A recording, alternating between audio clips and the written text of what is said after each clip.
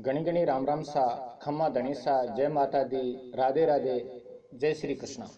आप देख रहे हैं झलको हिंदी चैनल और आज आपके सामने झलको हिंदी चैनल पर काफ़ी अच्छे अच्छे प्रश्न प्रस्तुत किए जा रहे हैं। तो चैनल को देखते रहिएगा, लाइक भी कर दीजिएगा और साथ ही साथ सब्सक्राइब तो कर ही दीजिएगा। दोस्तों, झलको हिंदी चैनल आपके लिए नई नई जानकारियों को लेकर आने वाला एक बेहतरीन चैनल है और आप देखोगे तो आनंदित होकर के अपनी परीक्षा की तैयारी को आगे बढ़ा सकते हो। झलको हिंदी साहित्य चैनल पर आप वन लाइनर क्वेश्चन भी देखोगे और साथ ही साथ ऑब्जेक्टिव क्वेश्चन भी आपको मिलेंगे और साथ ही साथ थ्योरिकल चीज़ें भी आपको बहुत विस्तार से समझाई जाएगी।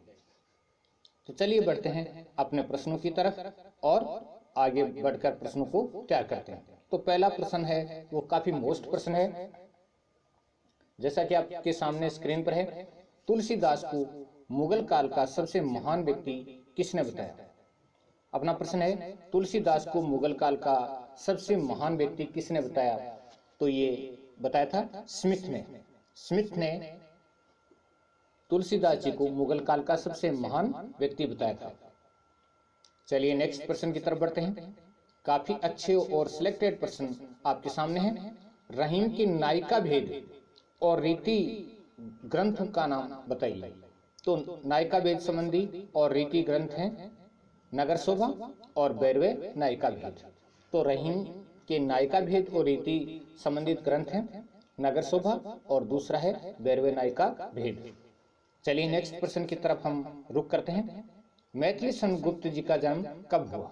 तो राष्ट्र कवि मैथिली सन गुप्त जी का जन्म कब हुआ? और अपने सामने उत्तर है 1886 में राष्ट्र कवि मैथिली सन गुप्त जी का जन्म हुआ था। चलिए नेक्स्ट प्रश्न, सबसे बड़ा आदमी एकांकी के रचनाकार का नाम बताइए। सबसे बड़ा आदमी एकांकी के रचनाकार का नाम, तो उत्तर अपनी स्क्रीन पर हाजिर है, भगवती चरण वर्मा। और इसका जो प्रकाशन है वो 1936 के अंदर हुआ था। सबसे बड़ा आदमी एकांकी के रचनाकार भगवती चरण वर्मा है और इसका प्रकाशन वर्ष 1936 है। चलिए नेक्स्ट क्वेश्चन की तरफ बढ़ते हैं। रिमझिम एकांकी के रचनाकार का नाम बताइए। ये डॉक्टर रामकुमार वर्मा का एकांकी है। रिमझिम एकांकी के रचनाकार का नाम बताना था अपने को, तो डॉक्टर रामकुमार वर्मा का एकांकी है जिसका नाम है रिमझिम। नेक्स्ट है, आचार्य रामचंद्र शुक्ल ने हिंदी का प्रथम महाकाव्य किसको माना है? तो आचार्य रामचंद्र शुक्ल जी ने हिंदी का प्रथम महाकाव्य किसको माना है? तो उत्तर आपके सामने स्क्रीन पर हाजिर है, पृथ्वीराज रासो को माना है आचार्य रामचंद्र शुक्ल ने हिंदी का प्रथम महाकाव्य। शिव सिंह सरोज की रचना किसने की? शिव सिंह सरोज की रचना किसने की? शिव सिंह सेंगर ने शिव सिंह सरोज की रचना की और ये भी हिंदी साहित्य का ग्रंथ है, यानी हिंदी साहित्य के इतिहास का ग्रंथ माना जाता है। काफी अच्छा ग्रंथ है और शिव सिंह सरोज नामक ग्रंथ की रचना शिव सिंह सेंगर ने की थी। नेक्स्ट क्वेश्चन की तरफ बढ़ते हैं। आचार्य रामचंद्र शुक्ल ने हिंदी साहित्य का इतिहास ग्रंथ कब लिखा? तो आचार्य रामचंद्र शुक्ल के हिंदी साहित्य का इतिहास ग्रंथ है, उसकी जो प्रकाशन तिथि है वो 1929 है और इन्होंने पहले इसको हिंदी शब्द सागर की भूमिका के रूप में लिखा था। चलिए याद हो गया होगा, 1929 में हिंदी साहित्य का इतिहास लिखा आचार्य रामचंद्र शुक्ल जी ने। चलिए अब रचनाएं देखते हैं और ये रीतिकालीन कवि श्रीपति की रचनाएं देखते हैं। काव्य सरोज इनकी रचना है, श्रीपति की रचना है काव्य सरोज भी। कवि कल्प द्रुम श्रीपति की रचना है। अनुप्रास विनोद श्रीपति की रचना है। विक्रम विलास श्रीपति की रचना है। तो श्रीपति की रचना काव्य सरोज, कवि कल्प द्रुम, अनुप्रास विनोद और विक्रम विलास। नेक्स्ट अपना प्रश्न है, राष्ट्र मंदिर एकांकी के रचयिता का नाम बताइए। हरिकृष्ण प्रेमी का ये एकांकी है। राष्ट्र मंदिर एकांकी के रचयिता का नाम हरिकृष्ण प्रेमी है। नेक्स्ट अपना प्रश्न है, आचार्य रामचंद्र शुक्ल ने आदिकाल की समय सीमा मानी है। विक्रम संवत 1050 से 1375। विक्रम संवत 1050 से 1375 आचार्य रामचंद्र शुक्ल ने आदिकाल की समय सीमा मानी है। नेक्स्ट क्वेश्चन है 12वें नायिका भेद की भाषा कौन सी है?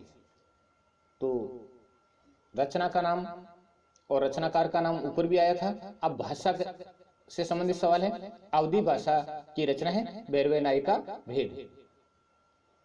चलिए, पद्माकर की अंतिम रचना का नाम बताइए।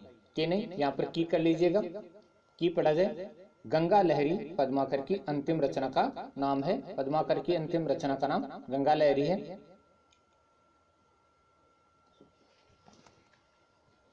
और सबसे शानदार प्रश्न आपके सामने हाजिर है। तुलसीदास जी ने दोहा चौपाई की कड़वकबद्धता किससे ग्रहण की थी? कड़वकबद्धता, दोहा और चौपाई दोनों का मेल, और ये कड़वकबद्धता जो है किससे ग्रहण की थी? ये जायसी से ग्रहण की थी।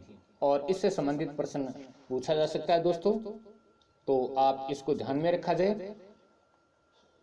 और पहले भी ये परीक्षा में पूछा गया प्रश्न है। पद्माकर को मूर्ति विधायिनी कल्पना का सृष्टा किसने कहा? पद्माकर को मूर्ति विधायिनी कल्पना का सृष्टा किसने कहा? उत्तर देते हैं, आचार्य रामचंद्र शुक्ल ने कहा था। आचार्य रामचंद्र शुक्ल ने कहा था।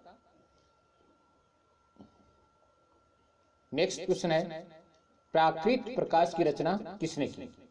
प्राकृत प्रकाश की रचना वररुचि ने की थी। वररुचि ने प्राकृत प्रकाश की रचना की थी।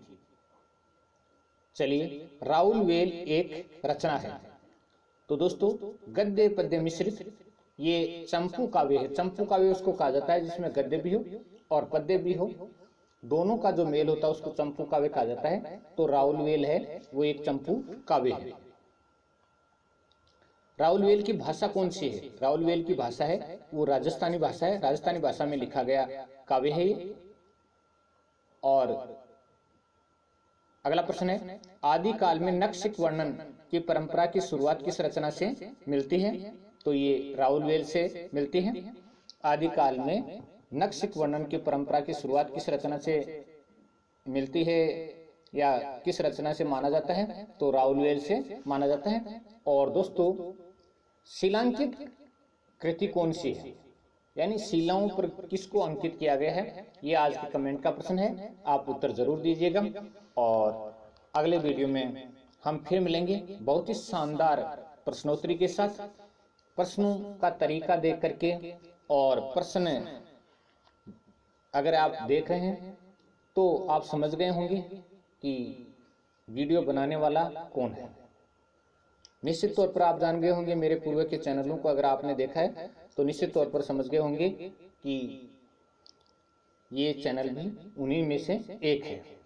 तो बहुत बहुत धन्यवाद, बहुत बहुत आपका आभार वीडियो देखने के लिए। चैनल को सब्सक्राइब जरूर करें और साथ ही साथ नोटिफिकेशन पाने के लिए बेल आइकन को जरूर